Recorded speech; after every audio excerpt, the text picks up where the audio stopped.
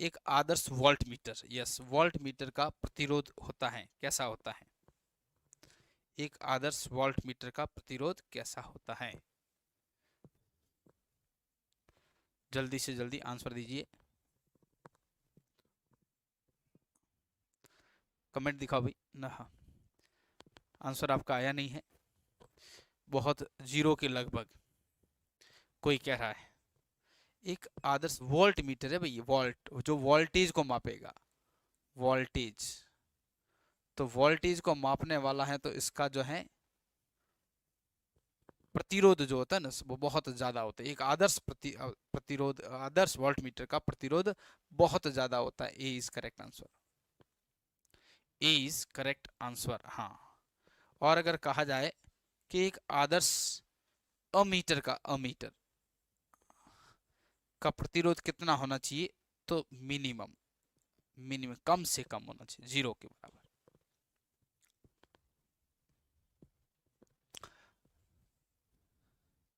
तो आपका आंसर क्या बच्चों? ए, बहुत ज्यादा, बहुत ज्यादा होना चाहिए। नेक्स्ट, यस, अगला प्रश्न देखो। अगला प्रश्न है, इनमें से कौन सी ऐसी चीज है जिसका, ऐसी रेज है, विकिरण है, जिनका उपयोग क्रिस्टलीय संरचना की जांच के लिए किया जाता है। बड़ी बड़ी लोहे की चादरें जो आती हैं, या कोई बिल्डिंग है, या कुछ बिल्डिंग ब्लॉक्स मटेरियल है सॉलिड, उनके आर पार उसके अंदर कोई खोखलापन तो नहीं रहा है, इसका पता करने के लिए एक्सरे भेजी जाती है। तो B is correct answer, x-ray. Yes, जल्दी जल्दी कमेंट नहीं आ रहे बच्चों, ढीले हो, फिर मैं जल्दी निपटा दूंगा। हाँ, तीसरी बात, इनमें से किसका उपयोग खाना बनाने के लिए किया जाता है? The part of the spectrum of the electromagnetic radiation to cook food, यहाँ लिखा हुआ इलेक्ट्रोमैग्नेटिक रेडिएशन, इसका मतलब क्या है? माइक्रोवेव। माइक्रो ओवन में यूज करते हैं माइक्रोवेव। नेक्स्ट, आगे चलो, अगला प्रश्न देखो क्या बोलता है। अगला प्रश्न, दो लेंस हैं जिनकी एक की क्षमता जो है 12 है और एक ही है -2, डायप्टर। तो बताइए, एक दोनों को एक साथ रखे जाते तो फोकस दूरी क्या होगी? फोकस दूरी क्या होगी इसको देखना है, कितना होगी?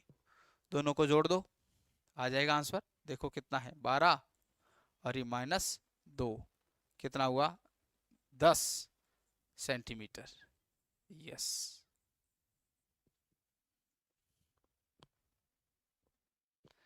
नेक्स्ट, अगला प्रश्न देखो। कैल्शियम और आर्गन जो है वो परमाणु भार 40 है। कैल्शियम और आर्गन का परमाणु भार 40 है। ये कैल्शियम हो गया और ये आर्गन हो गया, दोनों का परमाणु भार क्या है? 40। तो बताओ, जब ये 40 बराबर हैं तो ये कैसे होंगे? क्या बोलेंगे इनको? हाँ, वो पावर ऑफ द लेंस था, जानकारी है भैया ना, डायप्टर के अंदर मापते उसे।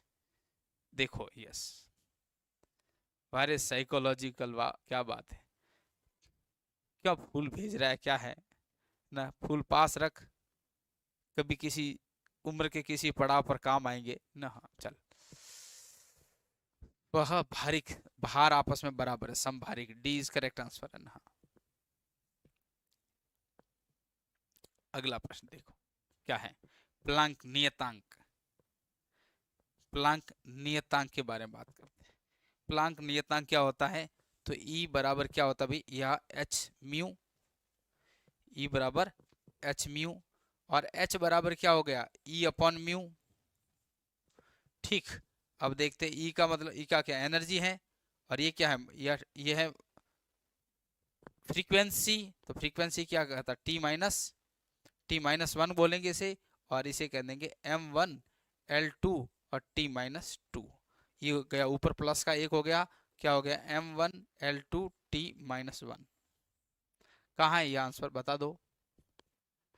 तो ये रहा बैठा छिपा हुआ यहाँ, सी इज करेक्ट आंसर।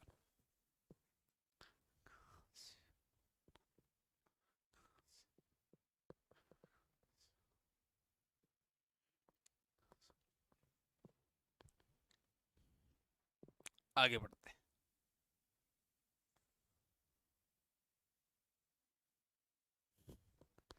अगला प्रश्न देख लेते हैं, चलिए। यस। कमरे के ताप पर पानी में ध्वनि का वेग क्या होता है? तो पानी में ध्वनि का वेग पूछा है। सॉलिड, लिक्विड और गैसेस, ऐसा है वेलोसिटी। पानी में ध्वनि का वेग जो होता है वह कमरे के ताप पर 1500 मीटर पर सेकंड होता है।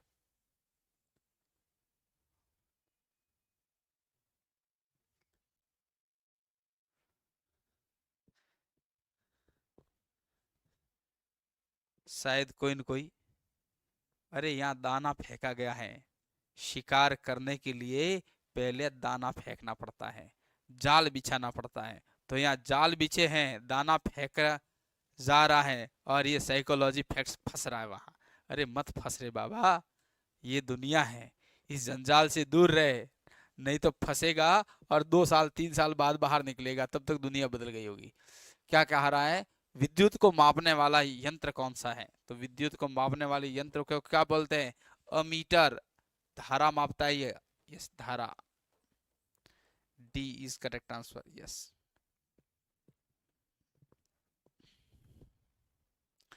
अमीटर, विद्युत धारा, इलेक्ट्रिसिटी, इलेक्ट्रिक करंट, यस।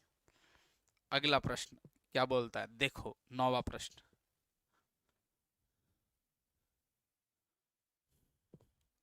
नाभिकीय रिएक्टर में भारी पानी का उपयोग क्यों किया जाता है? नाभिकीय रिएक्टर के अंदर भारी पानी D2O का यूज इसलिए किया जाता है ताकि वहां मंदक हो सके, मॉडरेटर के रूप में किया जाता है। मॉडरेटर, हाँ, के रूप में करते हैं। ए इज करेक्ट, मॉडरेटर के रूप में किया जाता है, मंदक के रूप में, यस। आगे बढ़ते हैं। एक पृष्ठ द्रव का पृष्ठ तनाव 70 डाइन सेंटीमीटर है, तो एमकेएस पद्धति में इसका मान बताइए। बताओ भाई बताओ, जल्दी बताओ। 1 मीटर बराबर 100 सेंटीमीटर, ये तो पता है ना। और 1 न्यूटन बराबर 10⁵ डाइन, ये भी आपको पता है। ठीक, अब निकालो इसे, निकाल दो।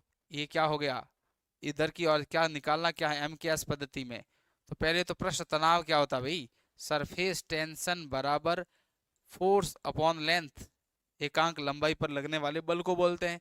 तो फोर्स को यहाँ है और यहाँ डाल देते हैं। तो ऊपर क्या, अच्छा 70 लिखा है, तो ये 70 इंटू क्या, न्यूटन में बनाना है इसे, तो 10⁻⁻5 हो गया, बटे कितना हो गया सेंटीमीटर, तो 10⁻⁻2 हो गया। बताओ क्या हो गया? 70 है, तो यहाँ से ये 3 तो चले गए, यहाँ 2 चले गई है, तो यह क्या लिखा है? 7 लिखा है। चलो आंसर आया, लाओ भाई आंसर दो फटाक से। वेरी गुड, समझ में आया ना? हाँ, तो ये 2 गए यहाँ, तो ये ऊपर के हो गए प्लस के 2, तो ये हो गए 70 इंटू 10⁻³ रह गए। अब यहाँ ऐसा कहीं ऑप्शन है नहीं, तो ये भी कट गया, तो ये हो गया 7 इंटू 10⁻²। शाबाश बच्चों, ये आ गया बी इज करेक्ट आंसर। ये ऐसा पहले आता तो डॉक्टर बने होते, कहीं पढ़े होते।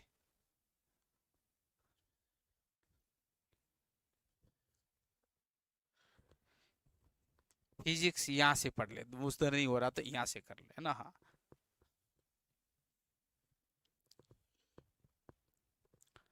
क्लियर, आगे बढ़ते। चलो भाई, अगला प्रश्न देखो क्या कहता है। देखो भैया देखो, one man takes 1 minute for the raising a box to a height 1 meter and another man takes ½ minute to do so, the energy of the two क्या होगी? ऊर्जा क्या होगी उसमें? ऊर्जा के बारे में पूछ रहा है कि ऊर्जा क्या होगी। भाई यहाँ पावर के बारे में नहीं पूछा, पावर अगर होता तो W/T होता, और ये W है वर्क, और एनर्जी की बात करते तो ये F.D है।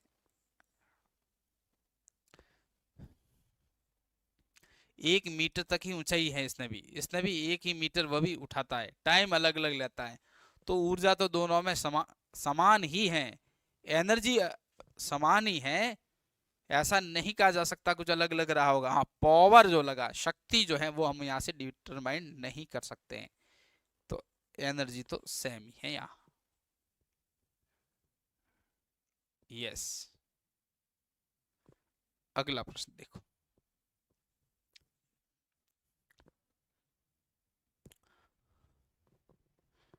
अगला प्रश्न है, साफ पानी का घनत्व कितना होता है? क्लीन वाटर पोजेज अधिकतम, वो भी मैक्सिमम डेंसिटी कब होती है? 4 डिग्री सेल्सियस पर सबसे ज्यादा, या सेंटीग्रेड कर दो।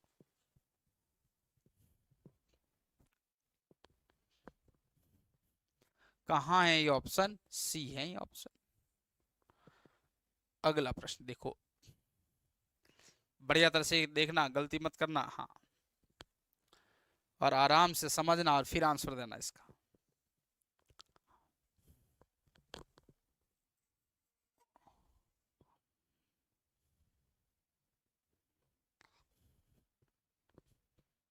बताइए। यस, क्या बोलता है प्रश्न?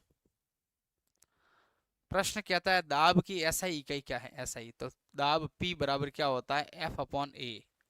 और F क्या होता है? F का मतलब न्यूटन बटा मीटर स्क्वायर, ठीक है भाई, बटे मीटर स्क्वायर है, न्यूटन बटे मीटर स्क्वायर, न्यूटन बटे मीटर स्क्वायर, अगर ये बात है तो ये सही है। हाँ हाँ, न्यूटन बटे metre square, yes, newton metre नहीं, न्यूटन बटे मीटर स्क्वायर, यस, ये सही है, इज करेक्ट आंसर। और इसी को क्या बोलते हैं? पास्कल, इसी को कहते हैं पास्कल, क्योंकि पास्कल एक बहुत बड़े साइंटिस्ट भी है।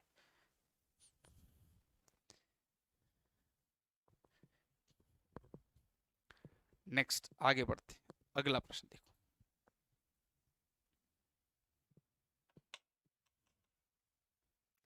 नियत दाब पर एक गैस के द्रव्यमान का आयतन किसके अनुपाती होता है?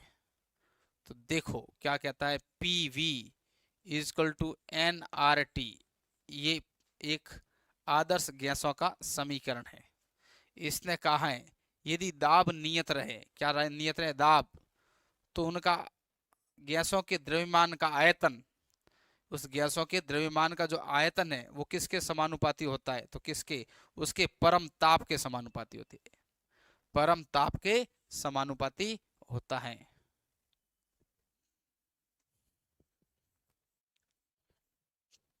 Yes, is correct answer, is correct answer, परम ताप के समानुपाती, ताप अगर चेंज होता है तो वॉल्यूम भी चेंज होगा। नेक्स्ट, एक पिंड एक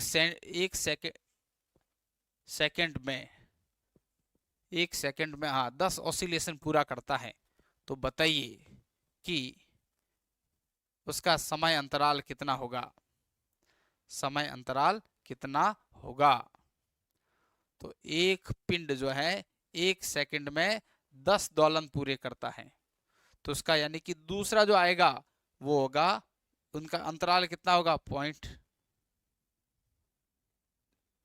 0.1। सीधा आंसर आया, कुछ नहीं था ये, second. Yes, C is correct answer. मिलेगा रे बाबा, मिलेगा मिलेगा मिलेगा, जरूर मिलेगा, जरूर मिलेगा। यस, गॉस प्रमेय क्या कहती है? गॉस प्रमेय के अनुसार क्या बात सही है? गॉस प्रमेय के अनुसार एक बंद निकाय से निकलने वाला कुल लंबवत फ्लक्स किसके बराबर होता है? तो निकाय में निहित कुल आवेश के 1/एप्सिलॉन गुना के बराबर। Yes, C is correct answer बच्चा, निहित कुल आवेश के इतने गुना का बराबर होता है लंबवत फ्लक्स के। हाँ, चालक का प्रतिरोध बढ़ता है कब? चालक का प्रतिरोध कब बढ़ेगा?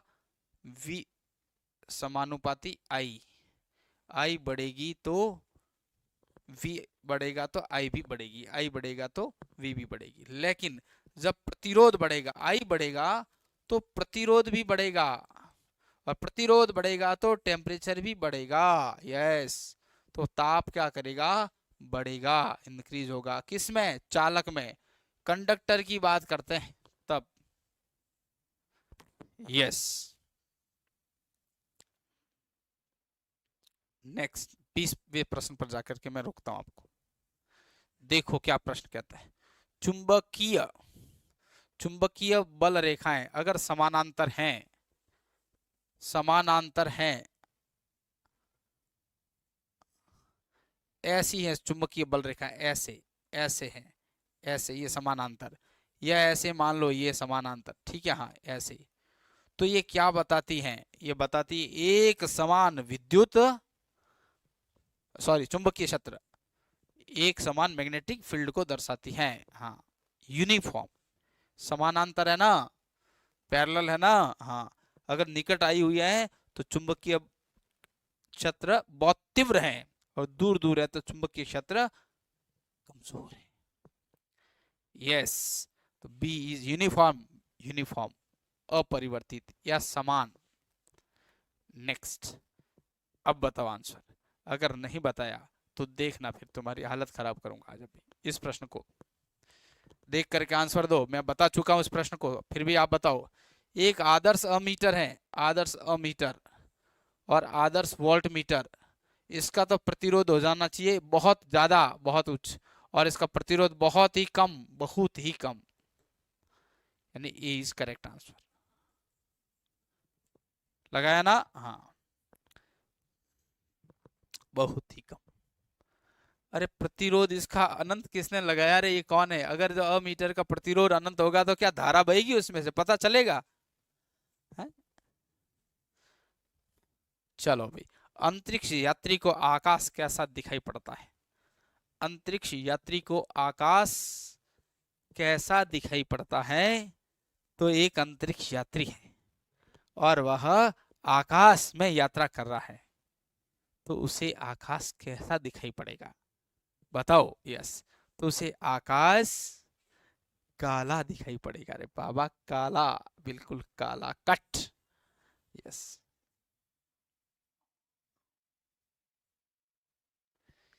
यस।